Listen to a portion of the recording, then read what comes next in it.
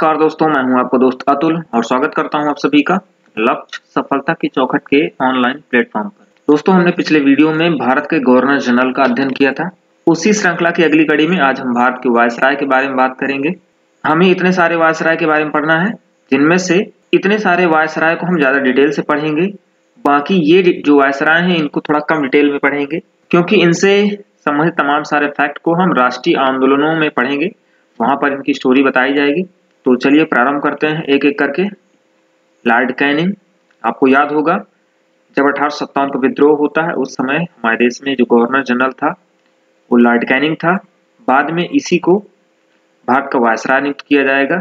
कैसे नियुक्त किया जाएगा हमने आपको इस बात को पिछले वीडियो में बताया। तो लॉर्ड कैनिंग जो 1856 से लेकर के 58 तक गवर्नर जनरल का काम करता है, उसी व्यक्ति को वायसराय नियुक्त किया जाता है। इसी के समय में 1856 में विधवा पुनर्विवाह अधिनियम ईश्वरचंद्र विद्यासागर के प्रयासों से पारित होता है, जिसके तहत विधवाओं को भी अब दोबारा विवाह करने की परमिशन मिल जाती है। इसी के समय में 1 जनवरी 1866 को भारतीय दंड संहिता, क्योंकि 1857 का विद्रोह हो चुका था, इस तरह का विद्रोह दोबारा ना हो इस वजह से ब्रिटिश लोगों ने एक कानून बनाया जिसे भारतीय दंड संहिता कहा जाता है, आईपीसी। इसके तहत किस व्यक्ति को क्या दंड देना है इस बात का निर्धारण कर दिया गया। साथ ही साथ 1861 में सीआरपीसी को भी लागू किया जाता है। सीआरपीसी का फुल फॉर्म है कोड ऑफ क्रिमिनल प्रोसीजर। कोई भी क्रिमिनल होता है उसके साथ क्या प्रोसेस की जाती है उसको इसमें रखा जाता है। लॉर्ड कैनिंग के समय ही ब्रिटेन से जेम्स विल्सन को बुलाया जाता है, जो कि एक अर्थशास्त्री है, और इस व्यक्ति ने 500 से ऊपर अधिक आय प्राप्त करने वाले लोगों के ऊपर आयकर आरोपित किया। इस वजह से इसे भारत में आयकर का पिता कहा जाता है। आपसे प्रश्न पूछा जाएगा भारत में आयकर का पिता किसे कहा जाता है, आपको इसी व्यक्ति का नाम बताना है। कैनिंग के पश्चात जॉन लॉरेंस को बुलाया जाता है। जॉन लॉरेंस को भारत का रक्षक कहा जाता है, हमने आपको पहले ही बताया था। 1857 के विद्रोह के दौरान ये पंजाब में रहता है और पंजाब से छोटे छोटे राज्यों की सेना को इकट्ठा करता है। इकट्ठा करने के बाद दिल्ली पर इसने पुनः अधिकार करवाया था, इसी वजह से इसको भारत का रक्षक कहा जाता है।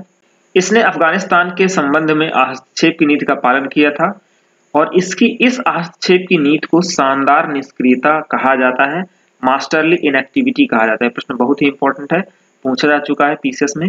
शानदार निष्क्रियता की नीति का अनुसरण किस शासक ने किया था, आपको जॉन लॉरेंस का नाम बताना है। इन्होंने टेलीग्राफ सेवा का और ज्यादा विस्तार किया। इससे पहले हमने आपको बताया था कि टेलीग्राफ सेवा डलहौजी के समय में कोलकाता से आगरा तक स्टार्ट की गई थी और इसने उसका विस्तार किया, भारत से उसको यूरोप तक पहुंचा दिया समुद्र के माध्यम से। इसके अलावा इसके समय में उड़ीसा में तथा राजपूताना व बुंदेलखंड में भीषण अकाल पड़ा था। इस बात के लिए इन्होंने हेनरी कैंपबेल के नेतृत्व में एक अकाल आयोग का गठन किया। साथ ही साथ जब तमाम सारे लोग उड़ीसा में मारे जाते हैं, इसकी इन्होंने नैतिक क्षमा याचना भी की थी। ये एकमात्र ऐसा वायसराय है या गवर्नर जनरल है जिसने अकाल पड़ने पर क्षमा याचना मांगी है।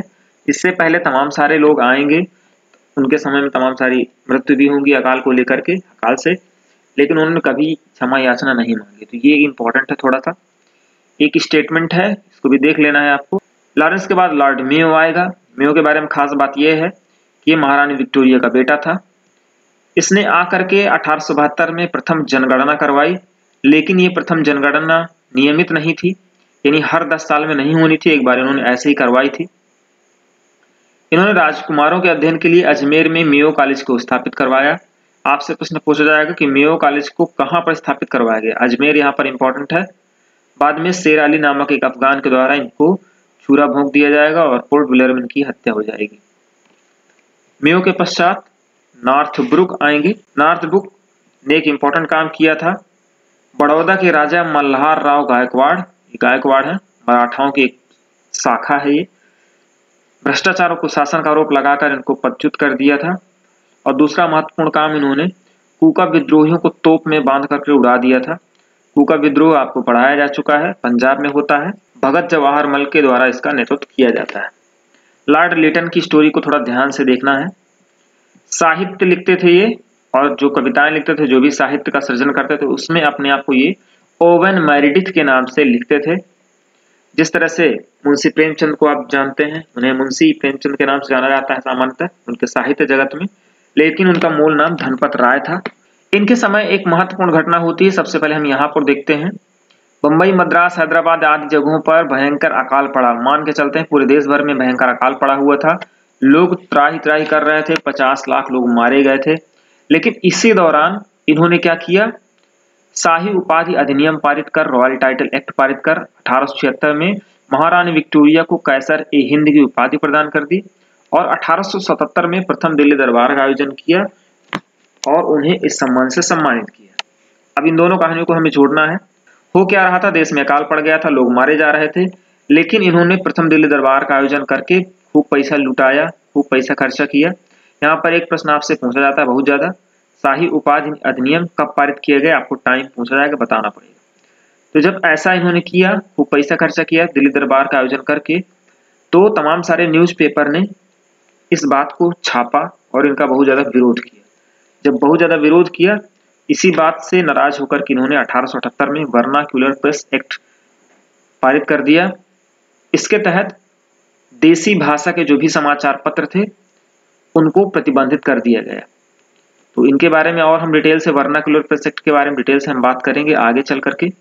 यहाँ से एक बार प्रश्न पूछा जा चुका है, इन्होंने रॉयल टाइटल एक्ट को किस पुस्तक से प्रेरित होकर के पारित किया था, तो इनकी ये पुस्तक है no life and moments in valley of India, इसके आधार पर पारित किया था। जब यहाँ पर अकाल पड़ जाएगा, तमाम सारे लोग मारे जाएंगे, तो इन्होंने रिचर्ड स्ट्रेची, ये उनका तस्वीर है, रिचर्ड स्ट्रेची की अध्यक्षता में एक अकाल आयोग का गठन किया। ये बहुत ही इंपॉर्टेंट है क्वेश्चन, आपसे पूछा जाएगा कि लॉर्ड लिटन ने किसकी अध्यक्षता में अकाल आयोग का गठन किया था, इनका नाम आपको बताना है। इन्हीं के समय आर्म्स एक्ट पारित किया जाएगा, यानी कोई व्यक्ति हथियार लेकर के अब नहीं इधर उधर जा सकता है। इनके समय एक अन्य महत्वपूर्ण घटना द्वितीय आंग्ल अफगान युद्ध है, यानी अफगानिस्तान से युद्ध करेंगे दोबारा। एक बार अफगानिस्तान से युद्ध हम पढ़ चुके हैं, ऑकलैंड के समय में किया जाता है और बुरी तरह से अंग्रेज पराजित होते हैं। उसी अपमान का बदला चुकाने के लिए लॉर्ड लिटन दोबारा अफगानिस्तान पर आक्रमण करेगा और इस बार सफल रहेगा। इस बार गंडमक की संधि के तहत युद्ध की समाप्ति की घोषणा कर दी जाती है। आपसे प्रश्न पूछा जाएगा गंडमक की संधि कब हुई, कहाँ हुई, आपको बताना है। भारत और अफगानिस्तान के मध्य, यानी ब्रिटिश और अफगानिस्तान के मध्य हुई थी। सिविल सेवा की एज को इन्होंने 21 वर्ष से घटाकर के 19 वर्ष कर दी थी, यानी लिटन के जितने भी काम हैं वो हमारे लिए हानिकारक ही हैं। वो भारतीयों के विरोध में सारे काम कर रहा है, इसलिए उन्होंने एज को घटाकर 19 वर्ष कर दिया है कि तमाम सारे भारतीय लोग इसमें शामिल ना हो पाए। वहीं दूसरी ओर एक अन्य वायसराय रिपन भारतीयों के सपोर्ट में सारा काम करते हैं, यानी भारतीयों के पक्ष में सारे काम करते हैं।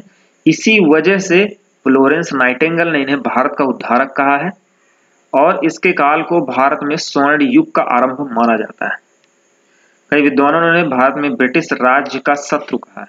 ये सारी चीजें आपको समझ में आ रही होंगी। इनकी पुस्तक का नाम आपको तैयार करना है, ड्यूटी ऑफ एज, हिंदी में इस युग का कर्तव्य, और इनका स्टेटमेंट बहुत ही इंपॉर्टेंट है, मेरा मूल्यांकन मेरे कार्यों से करना, शब्दों से नहीं। इनके समय में 1881 में देश में प्रथम नियमित जनगणना करवाई जाती। नियमित जनगणना का मतलब है कि अब हर 10 साल बाद जनगणना करवाई जाएगी। इससे पहले मेयो ने जनगणना करवाई है 1872 में, लेकिन वो उन्होंने कोई वादा नहीं किया कि हम हर 10 साल में ऐसी जनगणना करवाएंगे। कारखाना एक्ट के बारे में हम पहले ही बात कर चुके हैं। इन्होंने प्रथम कारखाना अधिनियम पारित किया था, जिसमें बच्चों के लिए भलाई का काम किया गया था। बच्चों समझे तमाम सारे उसमें कानून लाए गए थे। इन्हें स्थानीय स्वशासन का जन्मदाता कहा जाता है, जिन पर हम बात करेंगे पॉलिटी की क्लासेस में। 1882 में वर्नाक्यूलर प्रेस एक्ट को समाप्त कर दिया। अभी पीछे वर्नाक्यूलर प्रेस एक्ट लगाया गया था, उस एक्ट को समाप्त कर दिया, यानी अब जितने भी देसी भाषा में लिखने वाले समाचार पत्र थे अब वो स्वतंत्र हो गए अपनी बातों को छापने के लिए। ये विलियम हंटर हैं, इनकी अध्यक्षता में एक शिक्षा आयोग का गठन किया गया। विलियम हंटर के द्वारा गठित जो शिक्षा आयोग है वो मेनली प्राइमरी एजुकेशन की बात करता है। इसको हम एजुकेशन वाले टॉपिक पर पढ़ेंगे। इनके समय में 1883 में इल्बर्ट बिल विवाद हो जाएगा और इस वजह से इनको यूरोप वापस बुला लिया जाता है। प्रश्न ये है कि इल्बर्ट बिल विवाद क्या है, इसको जान लेते हैं। अभी तक होता ये था कि भारतीय जो जज होते थे, यानी कोई भी हिंदुस्तानी व्यक्ति अगर जज की कुर्सी पर बैठा हुआ है तो वो भारतीयों के ही मुकदमे सुन पाएगा, वो किसी यूरोपीय व्यक्ति के मामले में निर्णय नहीं दे सकता था। लेकिन इन्होंने क्या करवाया, रिपन ने कहा नहीं, अब कोई भी भारतीय व्यक्ति यूरोपियों के मामले में भी निर्णय दे सकता है। इसी को एल्बर्ट बिल विवाद कहा जाता है। इस बिल को पारित नहीं किया जा सका और इस वजह से इनको वापस बुला लिया जाएगा। इन्हीं के दौरान एक बार पुनः श्वेत विद्रोह होगा। तो एक बार श्वेत विद्रोह हम आपको पहले पढ़ा चुके हैं और ये दूसरा श्वेत विद्रोह, 2 श्वेत विद्रोह होते हैं। अगले वायसराय हैं लॉर्ड डफरिन। इन्हीं के समय में 1885 में भारतीय राष्ट्रीय कांग्रेस की स्थापना होती है और इन्हीं के समय में ही स्त्रियों की दशा सुधारने के लिए इन्होंने लेडी डफरिन फंड की स्थापना की थी। इस फंड में इन्होंने ढेर सारा पैसा इकट्ठा किया था और इस पैसे का उपयोग वो भारतीय महिलाओं के लिए करते थे, उनकी दशा को सुधारने के लिए करते थे। इन्हीं के समय में 1887 में इलाहाबाद विश्वविद्यालय की स्थापना की जाती है। ये इलाहाबाद विश्वविद्यालय का मैथ फैकल्टी का तस्वीर है। ये सारे प्रश्न बहुत ही ज्यादा पूछे जाते हैं, आपको याद रखना है। लॉर्ड लैंसडाउन, द्वितीय कारखाना अधिनियम हम आपको पढ़ा चुके हैं, इससे संबंधित था, स्त्रियों से संबंधित था। इन्होंने अफगानिस्तान से सीमा निर्धारित करने के उद्देश्य से 1893 में मर्टिमर डूरंड आयोग का गठन किया था। ये मर्टिमर डूरंड नामक व्यक्ति हैं, इनको भेजा जाता है। उस समय आप जानते हैं कि पाकिस्तान और भारत एक ही था। अफगानिस्तान को अलग करने के लिए इन्होंने इस व्यक्ति को भेजा और ये जाएंगे और एक सीमा ऐसे खींच देंगे। इसी सीमा को ही डूरंड लाइन कहा जाएगा। तो डूरंड लाइन अफगानिस्तान और पाकिस्तान के बीच में है। लॉर्ड एल्गिन द्वितीय का स्टेटमेंट बहुत ज्यादा पूछा जाता है। भारत को तलवार के बल पर विजित किया गया है और तलवार के बल पर ही इसकी रक्षा की जाएगी। पूछ लिया जाता है ये स्टेटमेंट किसका है, आपको बता देना है। इन्हीं के समय में ही अकाल से संबंधित लायल कमीशन की नियुक्ति की जाती है। यानी लायल कमीशन आपसे पूछ जाएगा किस चीज से संबंधित है, आपको बताना है अकाल से संबंधित है। अकाल के संबंध में तमाम जानकारियां देने के लिए, सुझाव देने के लिए इसको गठित किया जाता है लॉर्ड एल्गिन द्वितीय के समय में। अब बहुत ही इंपॉर्टेंट है व्यक्ति लॉर्ड कर्जन, इसके बारे में बात करते हैं। गोखले इसे दूसरा औरंगजेब कह रहा है। इनके शासनकाल में कई आयोगों का गठन किया जाता है, इसी वजह से इनके काल को आयोगों का काल भी कहा जाता है। तो चलिए देख लेते हैं। एंटोनी मैकडोनाल्ड की अध्यक्षता में अकाल आयोग का गठन किया गया। एंड्रू फ्रेजर की अध्यक्षता में पुलिस कमीशन का गठन किया गया। ये सारे प्रश्न पूछे जाते हैं।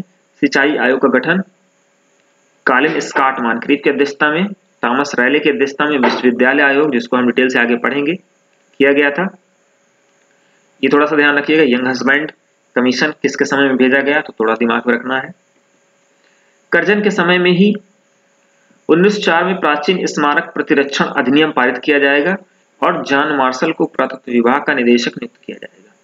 यानी इन्होंने एक एक्ट पारित करके पुरानी जो भी इमारतें थी उनको संरक्षित रखने के उद्देश्य से पुरातत्व विभाग का निर्माण किया और पुरातत्व विभाग का निदेशक किसको बनाया गया, जॉन मार्शल को बनाया गया। ये उनका तस्वीर है। इसी के काल में ही विक्टोरिया मेमोरियल हॉल का निर्माण किया जाता है। ये विक्टोरिया मेमोरियल हॉल है कलकत्ता में, कभी मौका मिले तो जरूर जाइए, काफी इसमें महत्वपूर्ण चीजें हैं आपके देखने के लायक। 1905 में रॉबर्टसन की अध्यक्षता में रेलवे बोर्ड का गठन किया। सर्वाधिक रेल लाइन का विस्तार इसी के काल में हुआ था। ये प्रश्न बहुत ही इंपॉर्टेंट है। किस गवर्नर जनरल के काल में सर्वाधिक रेल लाइन का विस्तार हुआ था, तो रेल लाइन की स्टार्टिंग जो है, जो शुरुआत है, वो डलहौजी के समय में हुई थी, लेकिन सर्वाधिक विस्तार इनके काल में हुआ था। इन्होंने इस काम को करने के लिए रेलवे बोर्ड का गठन किया था। ये भी प्रश्न पूछा जाएगा, रेलवे बोर्ड का गठन कब किया गया था, और रॉबर्टसन की अध्यक्षता में इसको किया गया था। बंग भंग मूवमेंट के बारे में हम आगे बहुत डिटेल से पढ़ने वाले हैं। इन्होंने 1905 में बंगाल विभाजन की घोषणा कर दी और इसको लेकर के तमाम सारा भी आगे बवाल होने वाला है। कुछ छोटे छोटे यहाँ पर वायसराय हैं जिनके बारे में हमें ज्यादा नहीं पढ़ना है।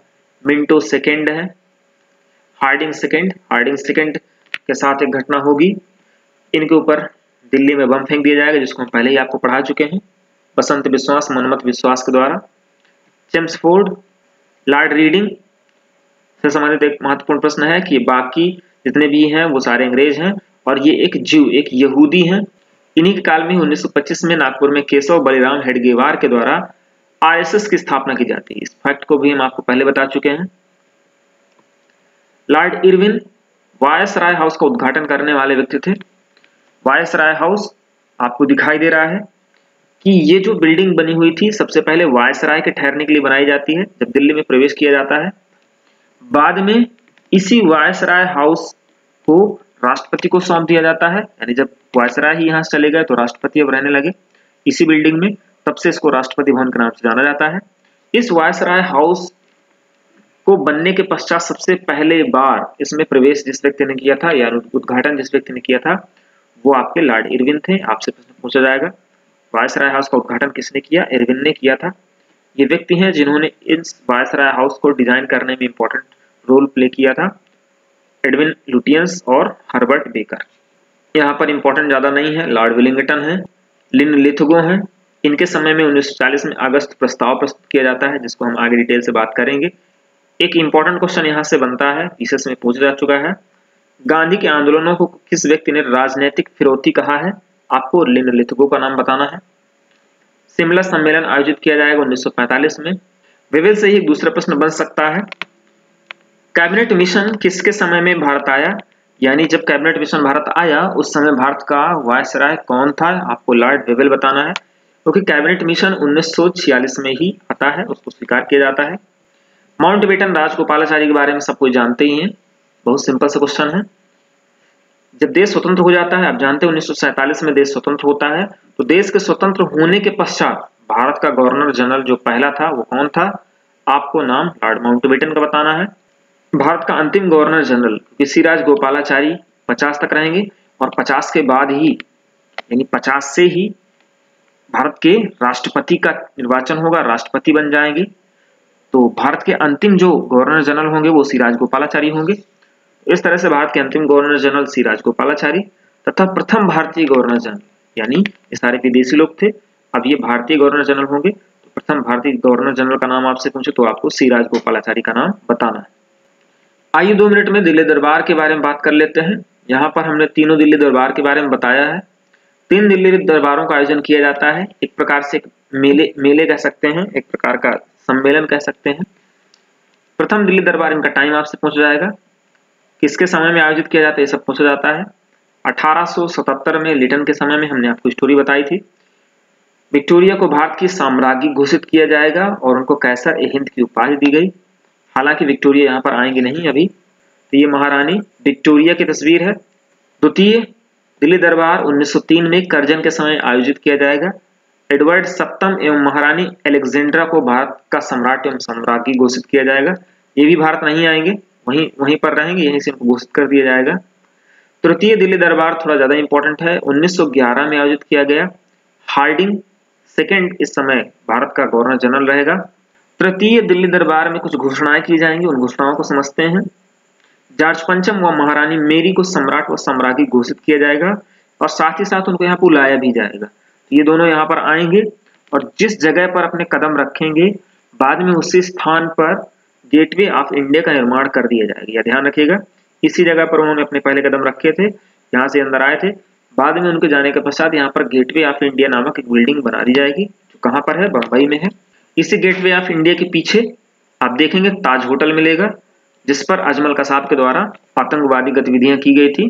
दूसरी महत्वपूर्ण घटना, बंगाल विभाजन रद्द करने की घोषणा कर दी जाती है। इसी तृतीय दिल्ली दरबार के द्वारा ही जब जाना गया कि बंगाल विभाजन सफल नहीं हो रहा है, इसको रद्द करने की घोषणा कर दी गई और कलकत्ता से दिल्ली राजधानी स्थानांतरित करने की घोषणा कर दी जाती है। यानी अभी तक राजधानी कलकत्ता थी अंग्रेजों की, उन्होंने अब दिल्ली को राजधानी बनाने का निर्णय लिया।